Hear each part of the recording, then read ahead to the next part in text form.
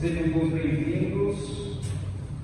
Nós estamos na série Peixe Velho, série falando sobre o livro de Jonas. Tem trazido algumas nuances bem interessantes. Nós começamos há 2 domingos atrás falando sobre o livro de Jonas. E o livro de Jonas, nós estamos fazendo dessa série um estudo expositivo da Bíblia, verso a verso. Nós estamos analisando, é um livro pequeno. Nessa Bíblia aqui é 2 páginas só. Então dá para a gente ler em alguns minutos, poucos minutos. E Jonas, nós estamos aprendendo que Jonas é um profeta diferente dos demais profetas. Primeiro, pelo destino da sua missão. Geralmente os profetas de Deus são chamados para pregar para Israel, para Judá. Mas aqui Jonas foi chamado para pregar para outra nação.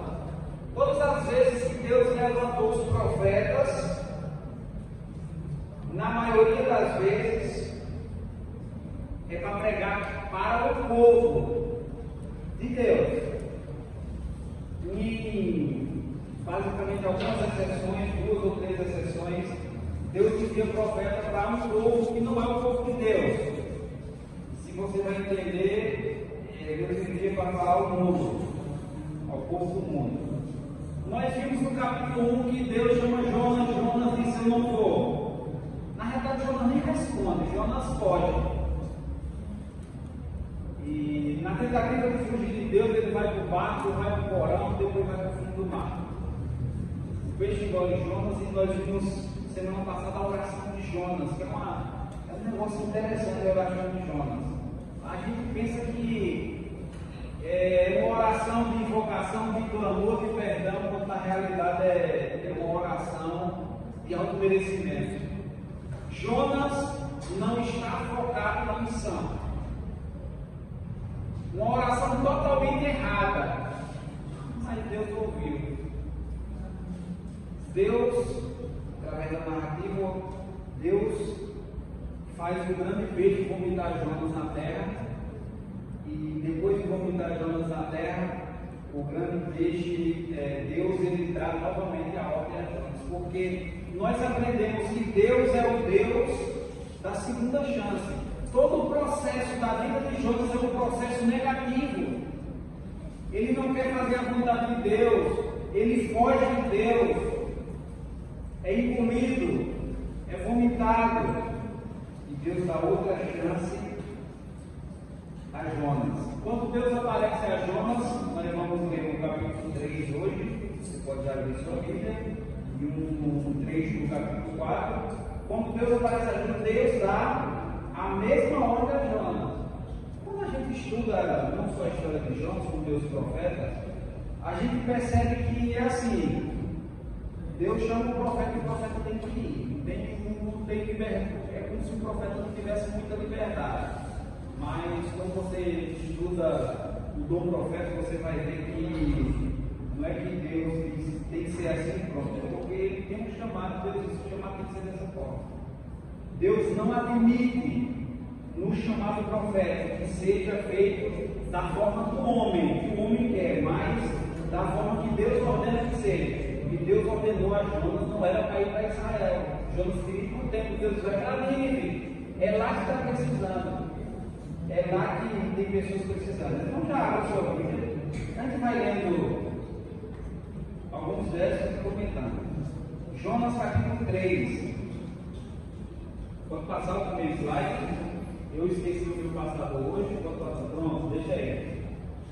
Encontrou? Se não encontrou, você lê aqui. Coloca teu telefone no modo silencioso aí, para as últimas notificações que chegarem seja do Espírito Santo na sua mente, dizendo que você deve fazer. Vamos lá, diz assim: a palavra do Senhor veio a Jonas pela segunda vez. Levante-se, mesmo na ordem de início, levante-se, vá à grande cidade de Nínive e pregue contra ela. E pregue contra ela a mensagem que eu lhe darei. Jonas se levantou e foi a Nínive, segundo a palavra do Senhor. Ora, Nínive era uma cidade muito importante diante de Deus. Eram necessários 3 dias para percorrer. Algumas coisas aqui. Primeiro é que a ideia se repete. Deus diz: levante-se, vá, clame ou pregue. Que no original é a mesma palavra ali, vai e pregue. E tal. Só que uma coisa se torna diferente. Na primeira vez que Deus chamou, Jonas ficou calado e fugiu. Dessa vez a Bíblia diz que Jonas vai. Mas eu queria chamar a atenção de vocês para outra coisa aqui. 2 coisas nesse verso. A primeira é que, olha o que a Bíblia diz. Ora, Nínive era uma cidade muito importante para Deus. Vocês se lembram no primeiro episódio que a gente falou de quem eram os ninivitas?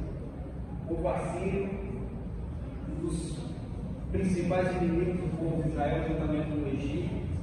E Deus está dizendo para Jonas que era uma cidade muito importante para Deus.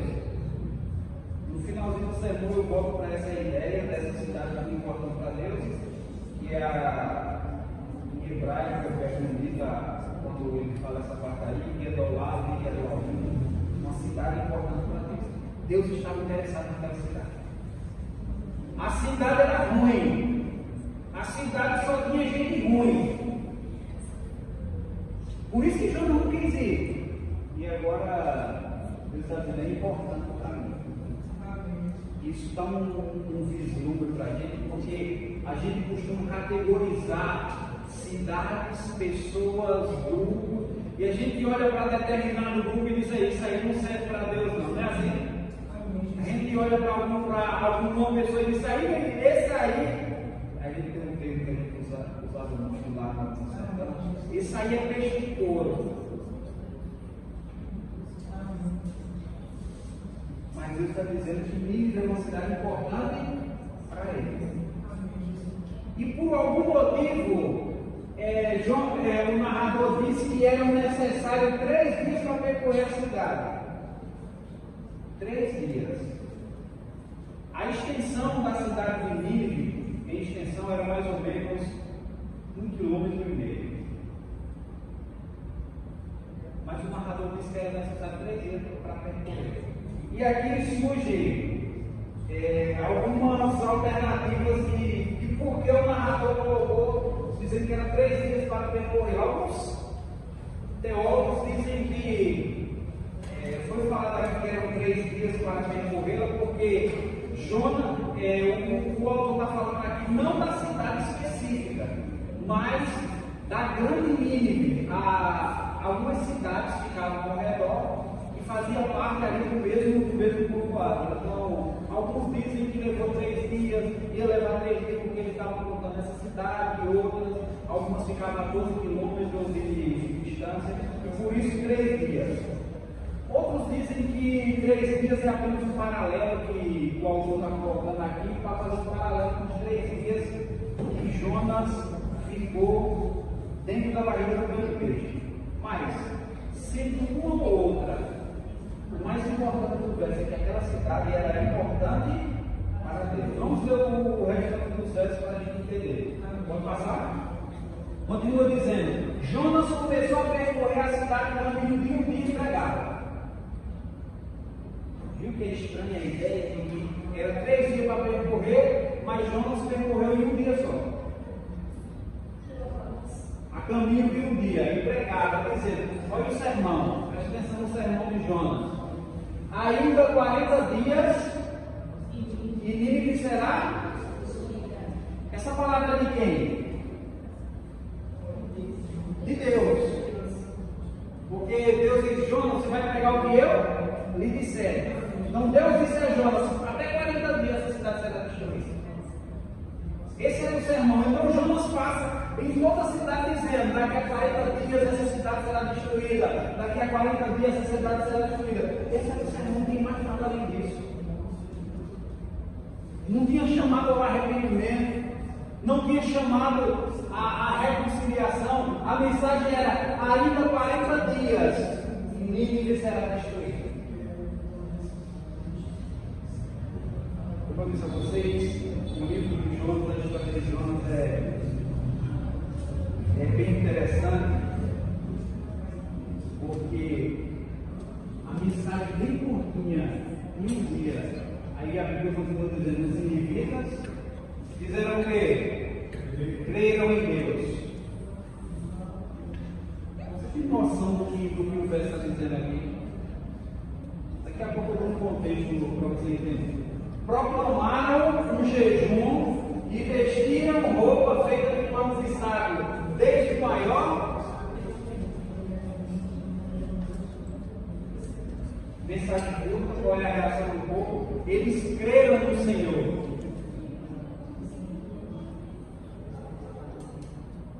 A palavra crer em hebraico é bem interessante, é a palavra amano. Onde deriva a expressão que nós usamos? Amém. A palavra amano vem de uma palavra, de uma raiz, que é derivada também a palavra emuná, que quer dizer fé genuína. Então, quando o autor está dizendo que eles creram em Deus, pelo uso da palavra, está dizendo: eles se converteram de coração. Não é por medo. Não foi por medo da destruição da cidade. Eles creram realmente. Verdadeiramente eles creram. E os indivíduos, além de crer, proclamaram. No original é clamaram. Clamaram em jejum. A cultura do jejum era mais israelita. E esse povo conhecia a história de Israel. Quando viram a palavra do Senhor, eles creram e jejuaram. E que coisa interessante a gente está acontecendo. Mas vamos ver o restante dos versos, para a gente entender melhor. Pode passar? Diz assim: ó, quando essa notícia chegou ao rei de Nínive, ele se levantou do seu trono e tirou seus trajes reais, cobriu-se de pano de saco e se sentou sobre cinza, e mandou proclamar e divulgar em mundo o seguinte: por mandado do rei dos seus nobres, ninguém, dos animais, boi e ovelhas, pode comer alguma coisa, não lhe deem parte, nem lhe deem água, que bebam água. Todos devem ser cobertos de pano de saco, tanto as pessoas como os animais. Então tomarão fortemente a Deus e se converterão, cada um do seu mau caminho e da violência que está em suas mãos. Quem sabe, talvez Deus volte e mude de ideia. Então se afaste o furor da sua ira para que não pereça. Isso é interessante, sabe por quê? O rei disse que todo mundo tem que clamar. O reavivamento não é para uma parte da cidade, é para todos. Então todos têm que jejuar, até os animais. E porque o rei estava proclamando um reavivamento desse, ele disse assim: quem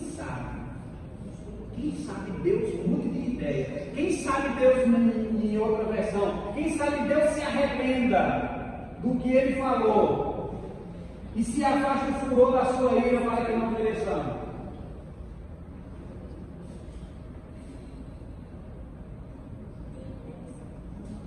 É interessante isso aqui, porque nós estamos falando de uma cidade pagã, uma cidade sem cultura israelita, sem cultura de Deus. E a palavra para arrepender aqui é a palavra shum, que também se refere, todas as vezes que aparece essa palavra na Bíblia, se refere a arrependimento verdadeiro. Então o povo se arrependeu verdadeiro. O povo de Nínive realmente se arrependeu. E quem sabe Deus não volte atrás. E qual foi a resposta de Deus? Versículo 10, pode passar? Deus viu Deus viu o que fizeram, como se converteram em seu mau caminho. Deus fez o que, Senhor? Essa é a nova Almeida atualizada. Na Almeida atualizada antiga, Deus se arrepende. Deus mudou de ideia quanto ao mal que tinha dito que lhe faria, não fez. Deus mudou de ideia. Sabe aquela frase que Deus não muda? Em um contexto, não no contexto de misericórdia. No contexto de misericórdia, Deus muda. Assim que o casal pegou com Éden, Deus disse o quê? Deus disse, antes deles pegarem, Deus disse: se comer do fruto, vocês vão, no dia que comer, no dia, eles morreram. Deus disse: vou destruir a terra todinha com água. Mas ainda deu 120 anos de misericórdia. Deus disse: vou matar todo mundo aí que levantaram o bezerro de ouro. Aí Moisés convence Deus, Deus muda de ideia. Graças a Deus porque ele mudou de ideia. Graças a Deus porque a resposta, a reação do povo à misericórdia de Deus fez ele mudar de ideia. Deus mudou de ideia porque os ninivitas se converteram. Deus mudou de ideia e não os destruiu. Coloca isso na tua mente, diz isso. Deus mudou de ideia. Deus disse que ia destruir, mas não destruiu. Deus disse que ia destruir, mas não destruiu. Duas coisas aqui, a gente é interessante no relato aqui. Primeiro, e agora eu vou dar um contexto para vocês entenderem que isso é difícil de digerir. Isso aqui é difícil de digerir. Como é que Deus muda de ideia assim? Isso é difícil. Jonas era israelita, da tribo de Israel. No tempo, eu contei o contexto histórico para vocês no primeiro sermão. Israel estava sendo dominado pela Síria. Pagava tributo à Síria. Era escravo da Síria.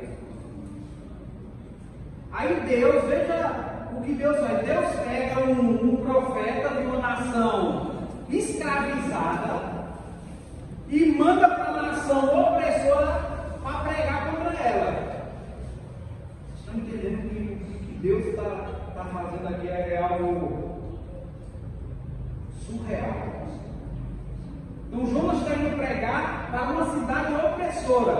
E sabe por que Jonas foge? Ele está dizendo o seguinte: os assírios, eles escravizaram a gente paga tributo a eles, a gente serve a ele. Principalmente Nínive, que é uma cidade terrível. Aí Deus me manda ir para lá, Deus está querendo me matar. Por isso que ele foge. O oprimido pregando para o opressor. Agora imagina, não foi aqui, mas imagina se fosse outra cidade da Síria, vindo um profeta de uma nação escravizada dizendo assim: ó, vocês têm que se converter. O que era que ia fazer? O que é que Jonas esperou? No mínimo, que os assírios tirassem sua pele todinha, rasgassem sua pele e pendurassem no corpo. No mínimo, que era o que eles faziam. Que provavelmente ele fez quando invadiu Israel. O opressor olhando para o profeta do nascido de nosso pesado. Então, todos os elementos aqui no livro de Jonas estão a favor de Jonas não empregar. Como é que a gente fica aí? Sim, de coração, de coração, de coração. Que Deus nos dê o Espírito Santo nos capacita com essa coragem, mas me diga de coração: você tem coragem de entrar numa das favelas do Rio de Janeiro para pregar? Eu fui hoje de manhã e eles proibiram a entrada de aplicativos de Uber de 99. Se entrar, morre. O Comando Vermelho agora está criou a sua própria rede de telecomunicação. E aqui perto da gente, em Fortaleza, eles dominaram um bairro lá, e naquele bairro lá arrancaram todos os fios de internet e agora colocaram a deles, que é a CDNet. Tu tem coragem de entrar numa comunidade dessa para pregar? E pregar dizendo que Deus vai destruir eles? Já imaginou isso? Jonas está indo pregar para o seu opressor. Então, não vem dizer que Jonas é covarde, porque a gente também não vai. A gente não quer sair para ir pregar no bairrozinho daqui que a gente tem medo das coisas.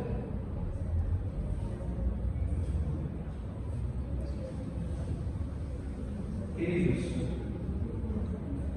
se o livro de Jonas terminasse aqui, nesse capítulo 3, seria a história mais extraordinária da Bíblia. Seria a história surreal. Não teria outra história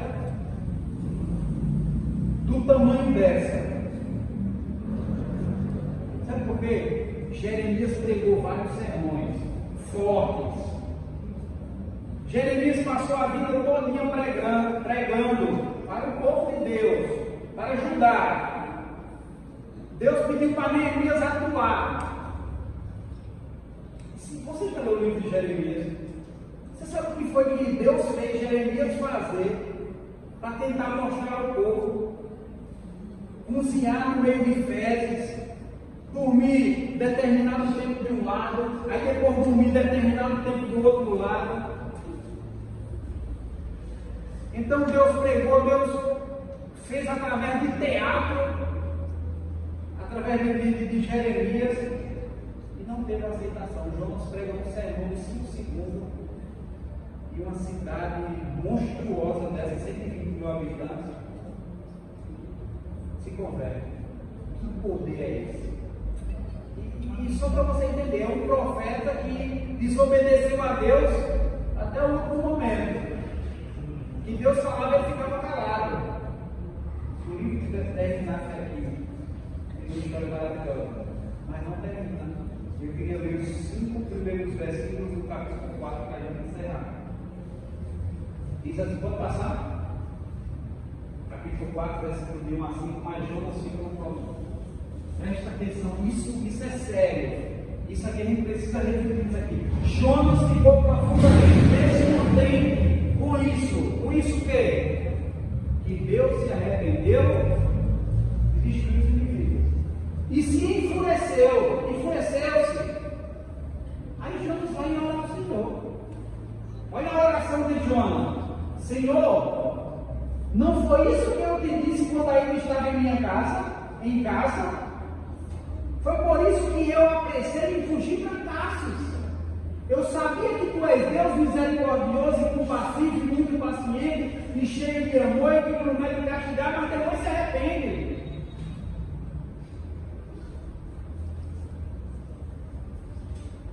Olha a oração de João. Ele deixa continuar. Agora, Senhor, tira a minha vida, eu imploro. Porque para mim melhor é morrer do que viver. O Senhor lhe respondeu: você tem alguma razão para essa coisa? Jonas saiu, sentou-se no lugar ao leste da cidade, construiu para si um abrigo, sentou-se à sombra e esperou para ver o que ia acontecer. Qual é o motivo da ira de Jonas? Qual é o motivo da ira de Jonas? Porque Deus é misericordioso. Porque Deus é compassivo. Jonas está virado por Deus, porque Deus derramou a sua graça, a sua misericórdia para um povo que não merecia.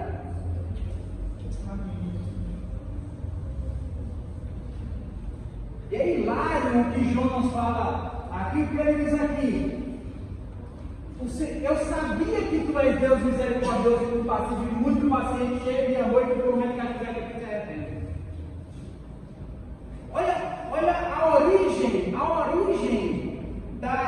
insatisfação, da fúria de Jonas. Jonas está virado com Deus. Jonas estava pensando na sua própria imagem. Senhor, eu fui lá, disse que Nínive ia ser destruído em 40 dias, e o Senhor agora vai e dá misericórdia para ele. Como é que fica a minha imagem?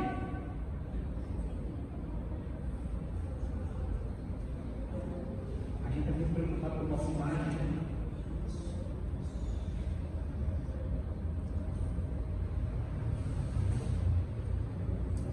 Para acabar de acertar, ele diz: tira a minha vida. Eu imploro, porque para mim é melhor morrer do que viver.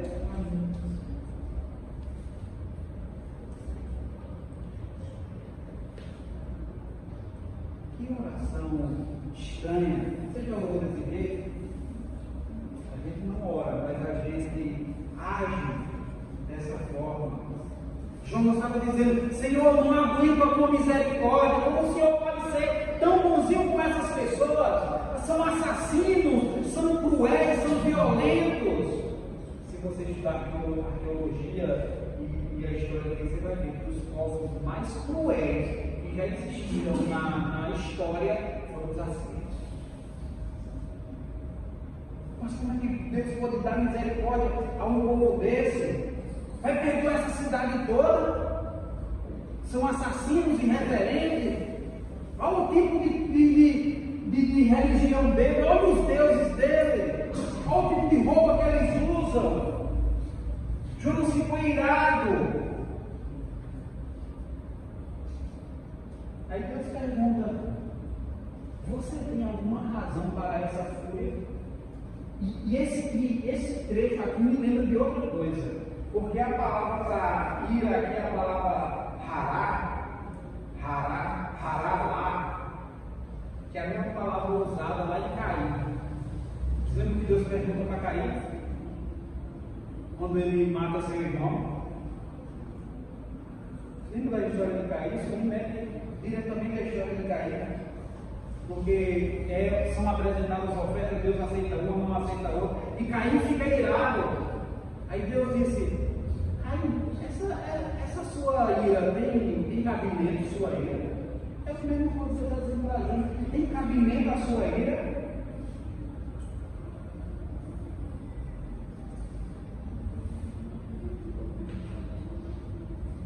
Se eu fizer um paralelo entre Jonas e Caim, Jonas não aceita o relacionamento de Deus com um povo cruel.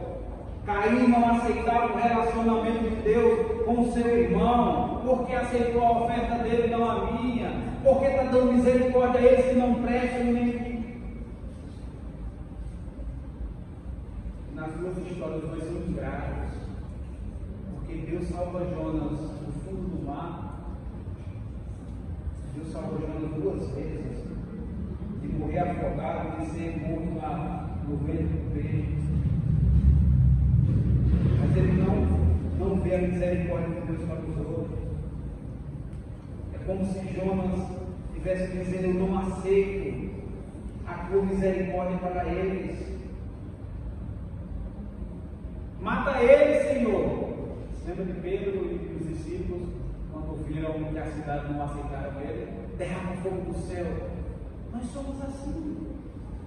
A gente quer que Deus haja da maneira que a gente agiria se estivesse no lugar de Deus. Jonas não queria um Deus perdoador. Jonas queria um Deus vingador, que pune, que mata, mas não aceitou que Deus é um Deus perdoador.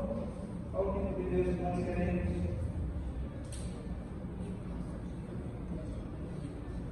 Jonas queria decidir como Deus deveria agir. Quantos de nós queremos que Deus haja com os outros da maneira que nós achamos que Ele deveria agir? E quando Ele não age, nós ficamos furiosos com Deus.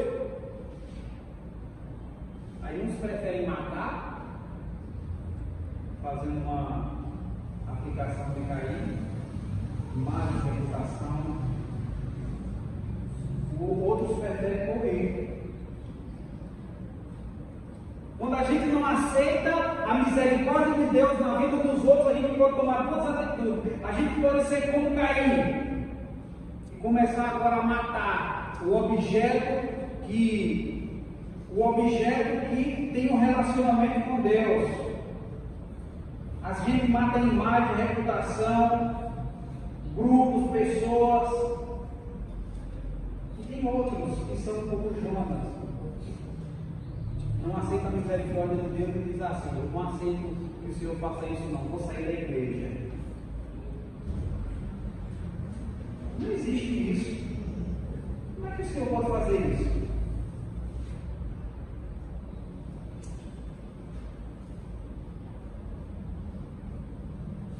E eu termino com uma outra reflexão. Quem é a pessoa que você aceita que Deus seja misericordioso com elas? E quais são as pessoas, grupos, que você não aceita que Deus use de sua misericórdia com elas? Quais pessoas você prefere em um grupo, você prefere que morra, mas que não receba a misericórdia de Deus?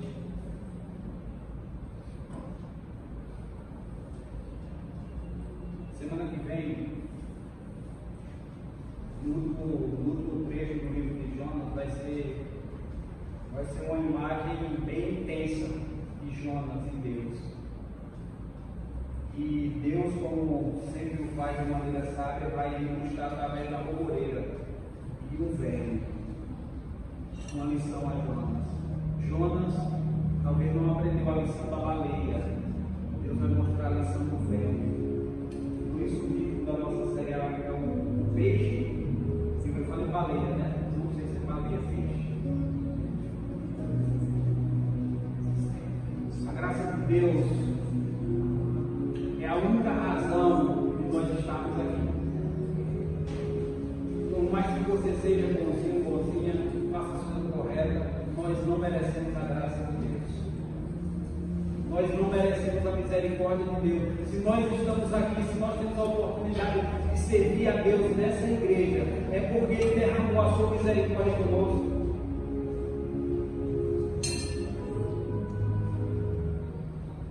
E por que nós não queremos que essa misericórdia seja estendida para outras pessoas?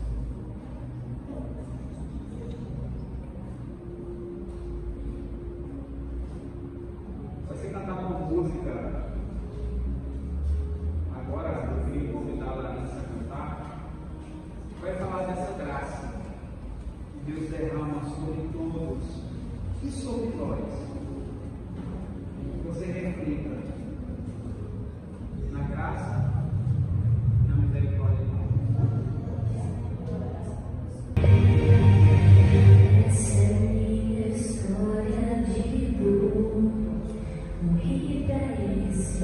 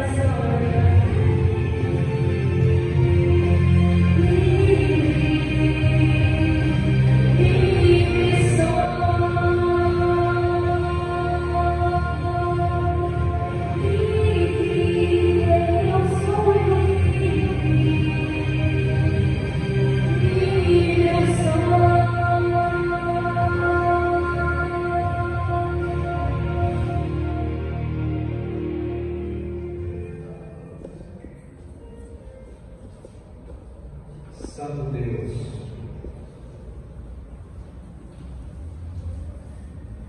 Obrigado porque a história de Jonas está escrita na tua Bíblia.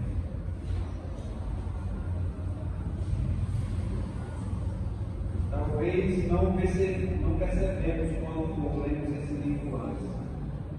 A presença de um Deus extremamente misericordioso. Um Deus que muda, que se arrepende para salvar o ser humano. Obrigado, Senhor, porque a tua graça e a tua misericórdia, elas são presentes na nossa vida. Porque se assim não fosse, nem aqui estaríamos. Mas nós queremos aprender a lição de Jonas, talvez, Senhor, sem precisar passar pelo que ele passou. O teu Espírito nos ensine de maneira prática e intensa a obedecer a tua voz, a tua palavra. E que essa graça que foi mostrada para nós, que nos alcançou, que alcance as pessoas dessa cidade.